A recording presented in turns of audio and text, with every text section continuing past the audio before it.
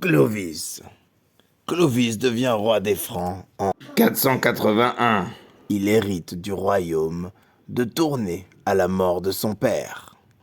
C'est en 86 qu'il s'empare du dernier royaume gallo-romain en battant Syagrius à Soissons. À Soissons, Clovis trouve un vase qu'il adore. Il souhaite le ramener et un de ses soldats souhaite le garder. Alors Clovis le laisse à son soldat. 1 an plus tard, le soldat a toujours le vase. Et Clovis décide de lui couper la tête pour récupérer le vase.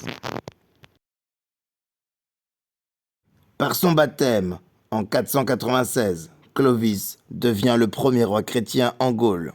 Il obtient ainsi le soutien de l'Église. Du début de son royaume en 481 et jusqu'à la fin, en 511, Clovis étend son royaume. En l'an 600, Mahomet fonde une nouvelle religion au Moyen-Orient, l'islam.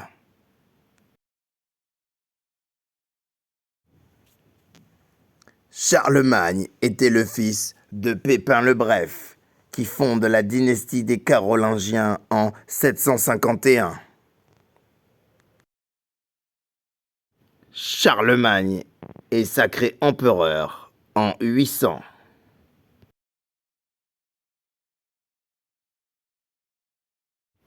Voici l'empire de Charlemagne. En 911, les Vikings s'installent en Normandie. L'année 841 marque la première incursion des Vikings en Gaule par la Seine et le début de leur raid dans la région correspondante à la Haute-Normandie d'aujourd'hui. Face à ces envahisseurs qu'il ne peut pas repousser, Charles le Simple, roi des Francs, propose un traité de paix.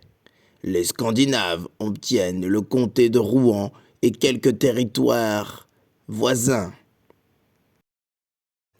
Le traité marque également la naissance de la Normandie, pays des Northmen, les hommes du Nord. Ceci est un exemple d'écriture caroline, l'écriture des Carolingiens.